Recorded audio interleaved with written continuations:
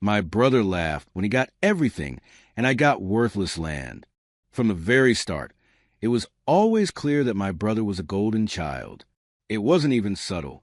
He was the firstborn, the one who could do no wrong. If he wanted something, he got it. A new bike, the latest gaming console, baseball lessons, you name it. Meanwhile, I was the afterthought, the one who got hand-me-downs and bargain bin toys from the clearance aisle at Walmart. If I ever asked for something nice, my parents acted like I was requesting a yacht. By the time we were teenagers, the difference was impossible to ignore. When he turned 16, my parents handed him the keys to a brand new Ford F-150. Not just any truck, either. A fully loaded model with leather seats, a premium sound system, and every bell and whistle you could think of. I still remember the look on his face, standing in the driveway, grinning like he just won the lottery. He took off down the street like he was in a commercial.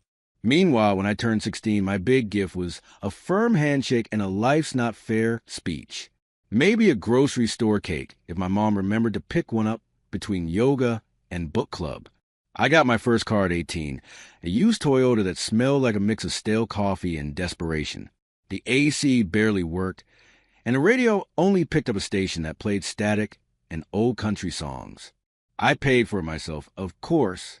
I'd been working after school at a fast food joint while my brother spent his weekends partying and posting pictures of his truck with captions like "Bless."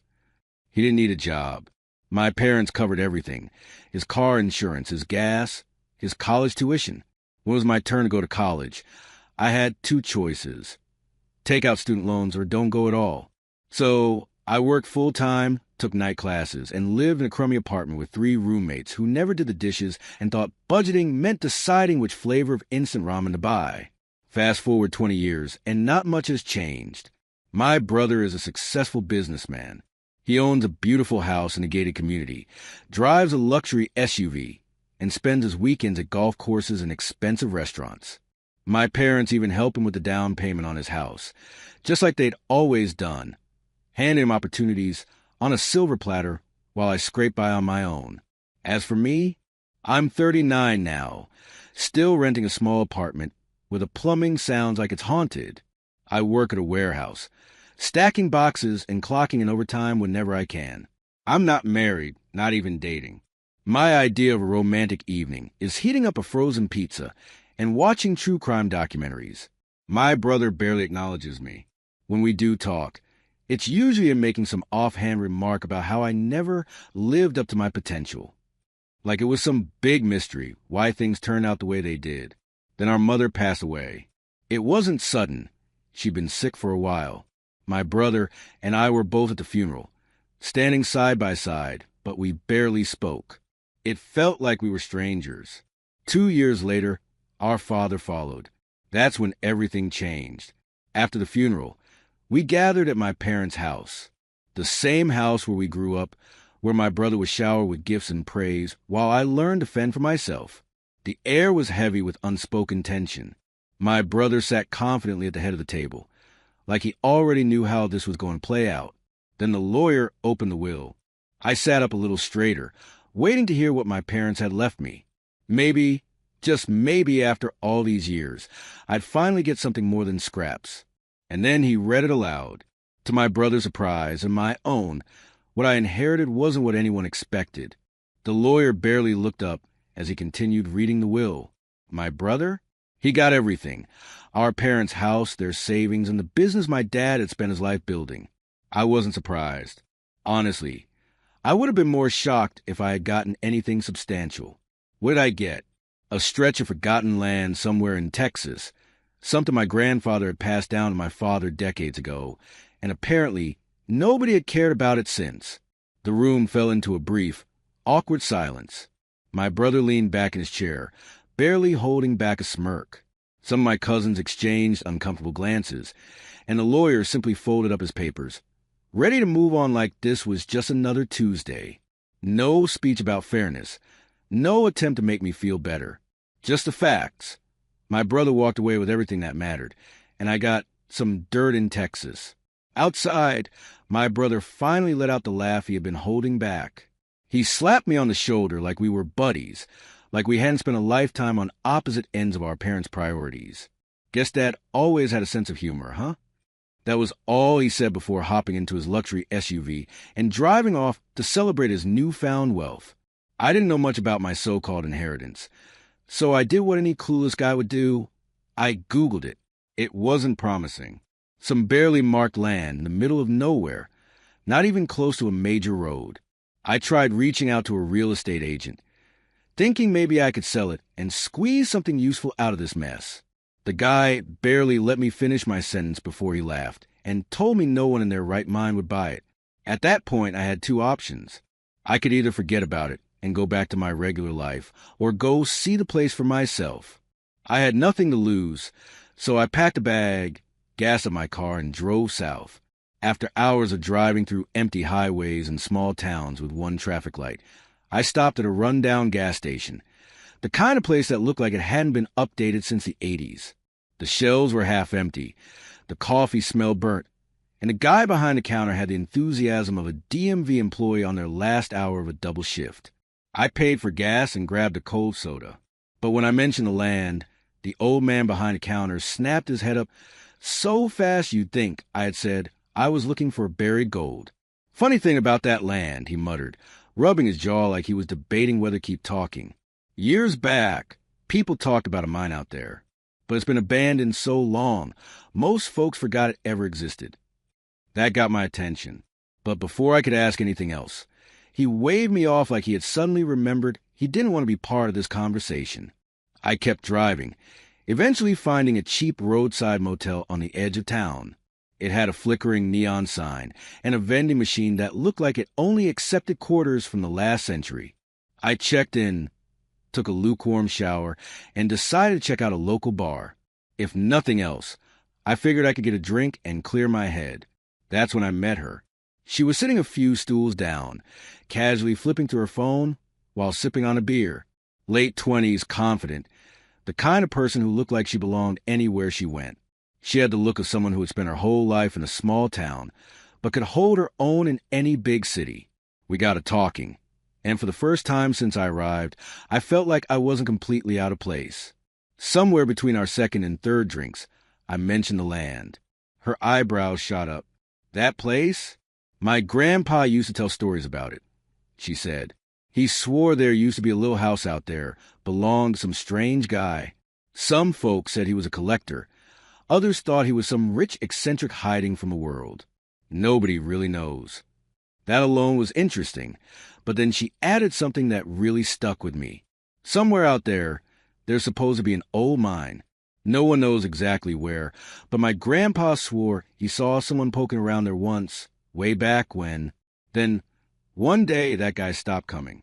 The house fell apart, and the land just kind of disappeared from people's minds. That was all I needed to hear. I looked at her and grinned. So, want to go find it? She hesitated for half a second before smiling back. I've always wanted to be a treasure hunter. Just like that, I wasn't alone in this anymore. Whatever was out there, if anything, we were about to find out. The next morning, with the Texas sun already cooking the pavement, we loaded up and hit the road toward my so-called inheritance. The girl from the bar, Emily, was just as curious as I was. Maybe more. We stopped at a hardware store first, picking up some essentials. Flashlights, a couple of shovels, a crowbar, and a cheap machete because, honestly, this place sounded like the kind of spot where a machete might come in handy. The road, leading out, there wasn't much of a road at all. More like a suggestion of one. After an hour bouncing down what felt like an abandoned cattle trail, we were fully off-grid. Dust kicked up behind us, coating the car in a fine layer of Texas terrain. The trees closed in, their branches scratching the sides like they were trying to keep us out. We weren't exactly rolling up to some prime real estate. Finally, we reached a clearing. It wasn't much, just a patch of open ground with overgrown weeds and the faintest remains of what might have been a house once. Nothing useful, nothing interesting. But beyond it, the real challenge awaited. Thick woods had swallowed the landscape, untouched for who knew how long. We pushed forward into forest, cutting through overgrown brush and dodging thorny vines that seemed determined to keep us out. After what felt like an eternity, we stumbled upon something unexpected, a ruined hunting cabin, half hidden beneath the trees. The place had been abandoned for decades. The roof had caved in, and the walls looked like they had barely survived one too many storms. Just beyond it, to the tangled brush, we spotted another structure, an old mine entrance, partially collapsed and barely visible under layers of dirt and debris. We decided to check the mine first. The opening was barely wide enough to squeeze through, and half of it had caved in long ago. Dust and loose gravel shifted under our boots as we stepped inside. The air was stale, carrying that metallic scent of damp earth and rust. A few rusted tools lay scattered around, their purpose long forgotten. If there had ever been anything valuable down here, it was either gone or buried beyond our reach. After a while, it became clear. If there was a mystery here, it wasn't in the mine. Disappointed, but not ready to call it quits, we turned our attention to the hunting cabin. It was more like a pile of regrets than an actual structure. Still, if someone had lived here long enough to build that mine, maybe they left something behind. We started clearing away debris, kicking up dust and uncovering relics of the past. Broken glass bottles, rusted nails, a tin cup with a hole in the bottom. At one point, Emily unearthed an old pocket knife, and for a moment, it felt like we had found something significant. But then, as I stepped forward, the floor beneath me gave way with a splintering crack. I barely caught myself before falling completely through, but my shovel clanked against something solid, something metal. We froze. I dropped to my knees, brushing away the dirt with my hands. A moment later, the shape became clear, a rusted, circular hatch, hidden beneath the remains of the cabin.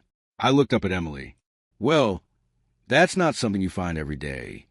She grinned, tapping the rusted metal with the tip of her boot. "I don't know about you, but I think we just found something worth digging into." Whatever was beneath that hatch, it had been buried for a reason, and we were about to find out why. The hatch was solid metal, rusted from years of exposure, but it wasn't going to stop me.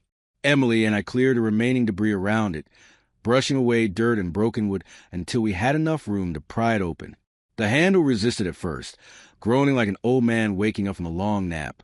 But with enough force, it finally budged. A rush of stale, musty air hit us as the hatch creaked open. Beneath it, a narrow metal staircase disappeared into the darkness. The beam from my flashlight barely cut through the gloom, but one thing was certain. This wasn't just some old storage cellar. Someone had built something serious down there. Emily exhaled sharply. This is either going to be really cool or the star of a horror movie. "If I hear banjos, we're out of here," I muttered, gripping the rusted railing as I made my way down. The metal groaned under my weight, but it held. Emily followed behind, her flashlight bouncing off the cold concrete walls. When we reached the bottom, we found ourselves standing in what could only be described as a forgotten time capsule. The room was straight out of the 1970s. A small, cluttered living space sat untouched, retro furniture, a shaggy orange rug, and wood-panel walls that screamed outdated luxury. A dusty rotary phone sat on a table next to a couch that had probably last been comfortable when disco was still a thing. A mounted deer head on the wall stared down at us, its glassy eyes probably as confused as we were. Against the far wall, metal shelves were lined with canned food and supplies, all labeled in that old-school blocky font that made it clear these had been stocked decades ago. I picked up a can of beans, turned it over my hands. Expired by about 30 years. "Think these are still good?" I joked. Emily raised an eyebrow. "Go ahead and try. I'll start drafting your obituary." She nudged me, pointing to a wooden crate stacked in the corner. "Check that out." I pried it open, and my flashlight caught the gleam of glass. Bottles. Old whiskey bottles, some still sealed. The labels were faded, but they looked like the kind of thing that would make a collector weak in the knees. Whoever built this place had good taste, or at least knew how to prepare for a long stay underground. I turned one over, whistling low. If this guy was planning for the end of the world, he sure had his priorities straight. Then we spotted the real prize. A safe, a massive old school, steel-plated safe standing tall against the far wall. No digital keypad, no high-tech security, just a solid, heavy-duty lock with a keyhole, no combination, no tricks. Whoever had locked this thing up had made sure no one was getting inside without the right key. I ran a hand over the surface, my mind racing. What do you think's inside? Emily smirked. If this guy had crates of vintage whiskey just sitting around, imagine what he actually thought was worth locking up. The mystery was thick enough to cut with a knife. Whatever was inside that safe, it had been sitting there untouched for decades. And we were about to figure out exactly what some long-gone millionaire had been hiding from the world. The safe stood there like a challenge, solid steel and built to keep secrets. I ran my fingers along the keyhole, my mind racing with possibilities. Emily crossed her arms, tilting her head. So, genius, any ideas? Or are we just going to sit here and stare at it? I glanced around the room, looking for something, anything, that might give us a clue. Whoever built this bunker wasn't the kind of person to leave a safe without a key somewhere nearby. My eyes landed on the mounted deer head above the old fireplace.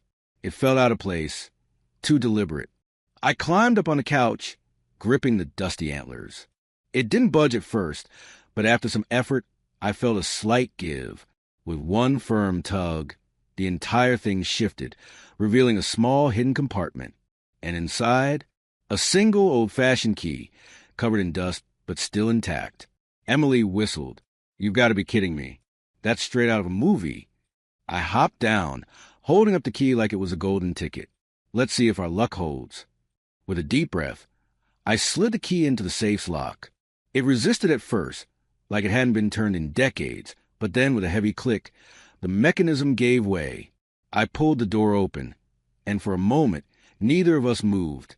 Inside, neatly arranged in stacks and boxes, was more wealth than I had ever seen in my life.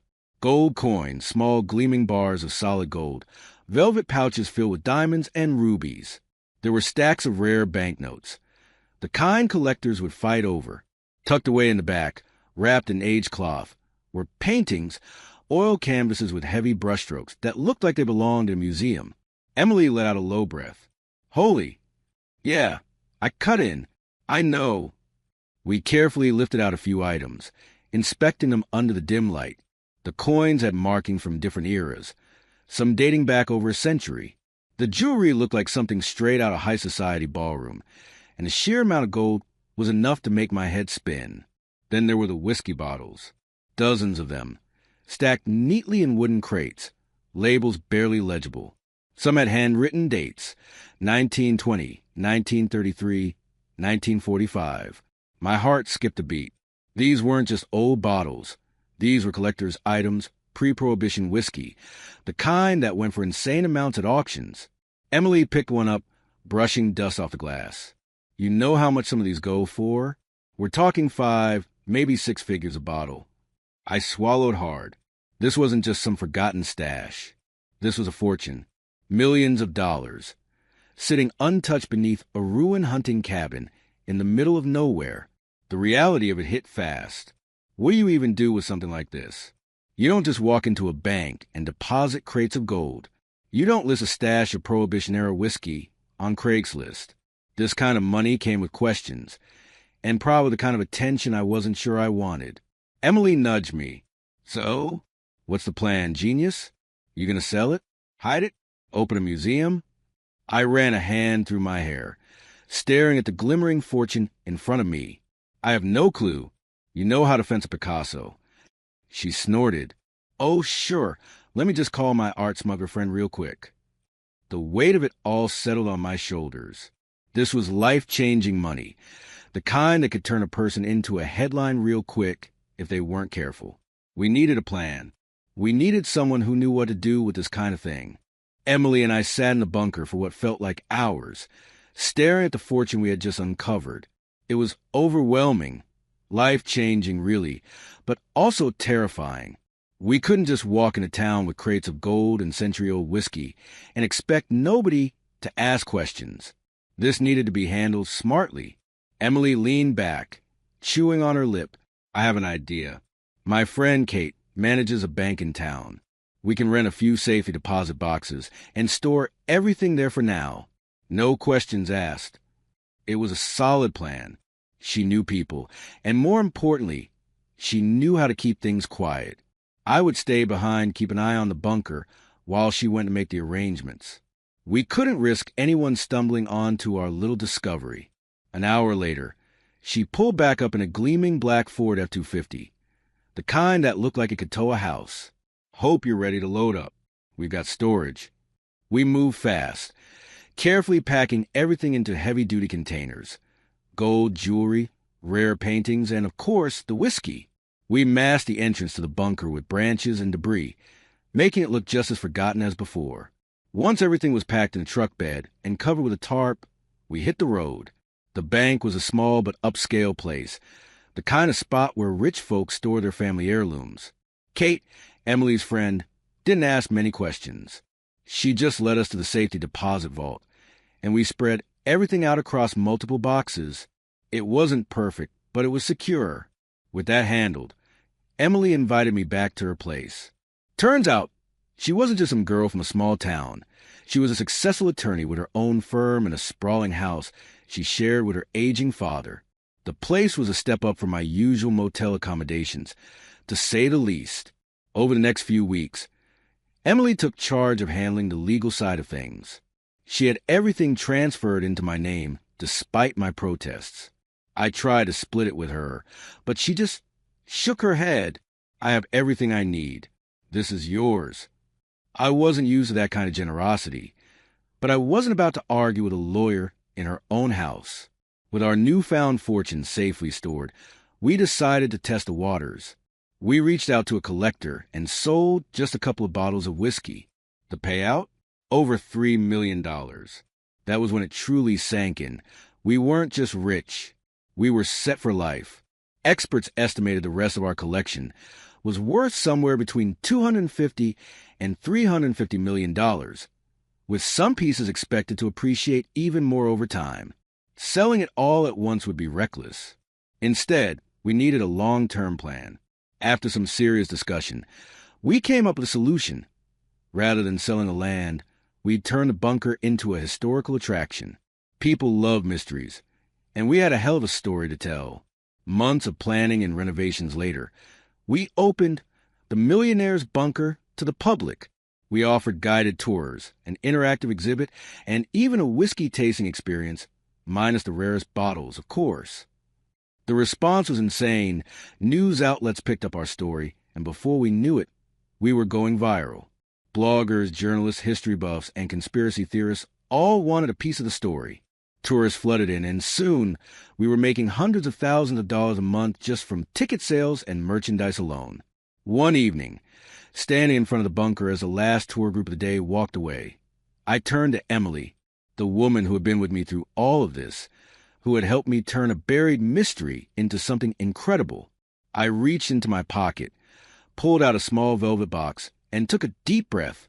So, you feel like making this partnership official? She laughed, shaking her head in disbelief before nodding. Took you long enough. A few months later, we got married. It was a big wedding, bigger than I ever thought I'd have. I even invited my brother, though, unsurprisingly, he was too busy to show up. Not that it mattered. I had found everything I needed. And just when I thought life couldn't get any crazier, the news outlets ran another story. Our bunker discovery had officially become a nationwide sensation. Tourism boomed. Merchandise was flying off the shelves. People were buying everything from ghost millionaire coffee mugs to limited edition whiskey samplers. Investors even reached out, wanting to expand the experience.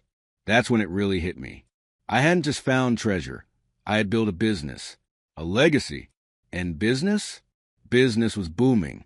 A year passed, and life had never been better. Emily and I were running a wildly successful business, raking in money from tours, merchandise, and investors who wanted to expand the Millionaire's Bunker. Our whiskey collection alone had doubled in value, and we had more offers than we knew what to do with. We were set financially, emotionally, everything. Then, one evening, my phone rang. An unfamiliar number, but something in my gut told me to pick up. It was my brother. At first, I thought it was some kind of prank. We hadn't talked in years, and the last time I saw him was at our parents' funeral, where he barely acknowledged me. But now, his voice was different, strained, desperate. Turns out his life had taken a nosedive after inheriting our parents' business. He made one bad decision after another. He poured money into failing investments, flashy cars, and a lifestyle that only worked if the cash kept flowing. Spoiler, it didn't. His house, our parents' old house, was on the verge of foreclosure. The business? Bankrupt. Creditors were circling like vultures, and his so-called friends? They vanished the second the money ran out. And now, after all these years of ignoring me, belittling me, acting like I was nothing, he needed help. Emily was in the kitchen when I put the phone on speaker. The tension in the room was thick enough to cut with a knife. I screwed up, he admitted, his voice barely above a whisper. I don't have anywhere else to go. Emily arched an eyebrow at me. Wow. Took him long enough. I didn't say anything right away. I just stared at the phone, remembering every moment he had dismissed me. The way he laughed when I got nothing to will. The way he always had our parents' full support while I was left to fend for myself. Now, the tables had turned, and he knew it. He tried to sound casual, like this wasn't killing him inside. I heard about the bunker, the tours, the money. You really hit it big, huh? I leaned back in my chair, considering my next words carefully. He wasn't just calling to check in. He wanted something. The brother who once told me I was a failure now wanted a handout. Emily nudged my arm, giving me a knowing look. We both knew what was coming next. So, I was thinking maybe we could talk, he continued, figure something out. Just, between brothers. I drummed my fingers on the table, letting the silence stretch out. He was waiting for me to say something, to swoop in and save him. And honestly, a part of me wanted to. But another part of me, the part that had spent years being overlooked, underestimated, and treated like an afterthought, wasn't so sure. So, he asked again, impatience creeping into his voice. What do you say? I exhaled slowly, staring out the window at the life I had built without him. The big house, the thriving business, the woman who had stood by my side through all of it. I wasn't the kid who got pushed aside anymore. Emily tapped her glass against the counter. It's funny. When you needed help, he wasn't there. But now he's got your number memorized. I smirked. Yeah, funny how that works. I could hear my brother shifting uncomfortably on the other end. Look, man, You just what? I cut in, my tone sharper than I expected. Need a loan? A place to stay? Or do you just need to know you can still win? Silence. That told me everything I needed to know. I wasn't a cruel person. I wasn't about revenge. But I also wasn't a doormat. I took a deep breath. You ever think about what it felt like? Watching you get everything. Knowing our parents didn't believe in me. Hearing you tell me I was going nowhere. More silence. Then a heavy sigh. I was a jerk. I get it. But this isn't about that. Isn't it? I let the question hang there. Or is it just about the fact that now I have something you need? Emily gave me an approving nod. My brother let out a bitter chuckle. So what now? You gonna let me crash in one of your fancy guest rooms? Bail me out? Be the bigger man? I thought about it. For a second, I almost said yes. But then I remembered something. Respect isn't given. It's earned. And he had never earned mine. I'll think about it, I said, then ended the call. Emily sipped her drink, watching me carefully.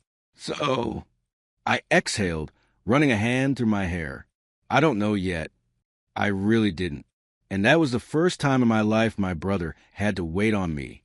A week passed, and just when I was starting to think my brother might disappear back into whatever mess he had made, he showed up.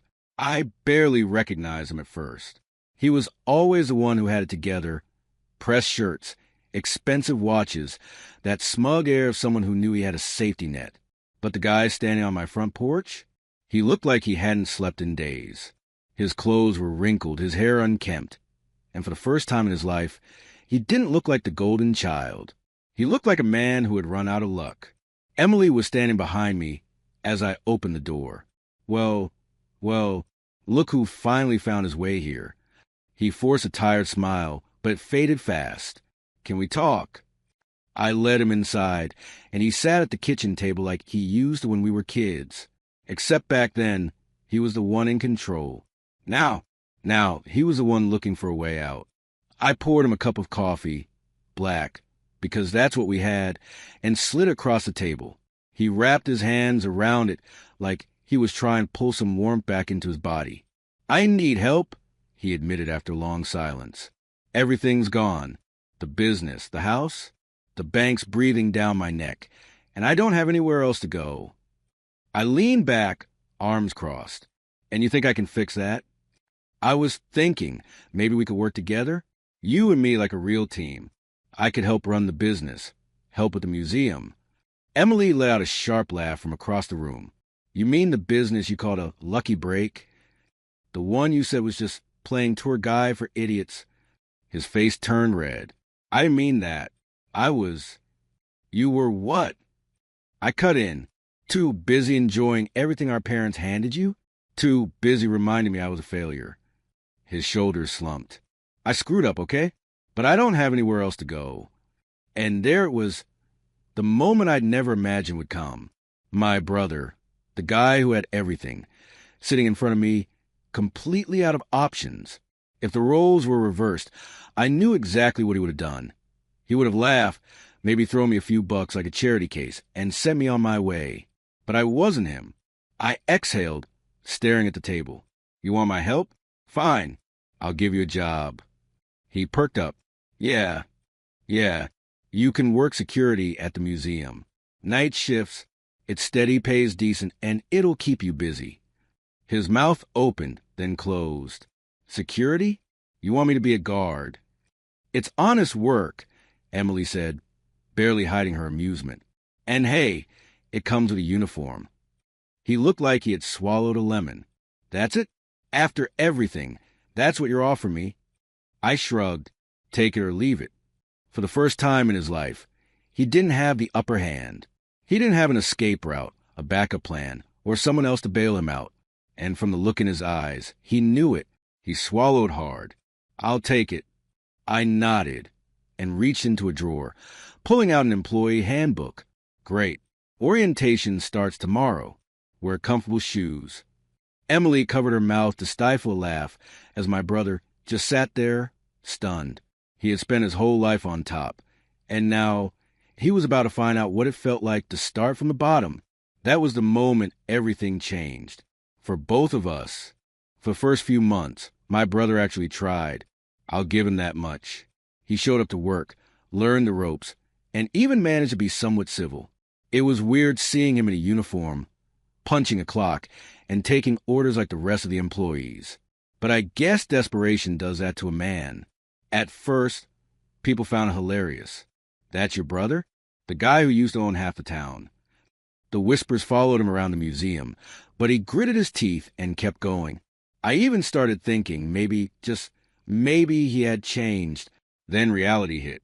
The thing about my brother? He wasn't built for humility. He wasn't built for hard work. And it didn't take long before the late-night shifts and customer complaints got to him. The pride he had swallowed to take the job started choking him. One night, after a particularly bad shift where some kid had spilled a soda all over him, he snapped. He stormed into my office, uniform stained, eyes blazing. I can't do this anymore. I'm done. I just nodded. Figure it was coming. He scoffed. That's it? No argument? No get another shot? Nope. You want to quit? Quit. But don't expect another bailout. He clenched his jaw, but didn't say anything. Instead, he ripped off the name tag, tossed it on my desk, and walked out. Just like that. No goodbye. No thanks. The same way he had always left things. On his terms. And honestly, I didn't feel bad. With him gone, I threw myself into work. The museum was booming. The whiskey tours were booked months in advance, and the merch sales were ridiculous. Turns out, people love a good mystery and an underdog story. And I was finally, officially, the one in control of my own success. Then came the offer. A real estate developer showed up, some slick guy in a suit who smelled like money. He wanted the land. All of it. The bunker, the museum, the entire operation. Name your price, he said. I laughed off at first, but when he slid a contract across the table, I stopped laughing. The number was obscene. More money than I had ever dreamed of. More than enough to retire, travel, buy whatever ridiculous mansion I wanted.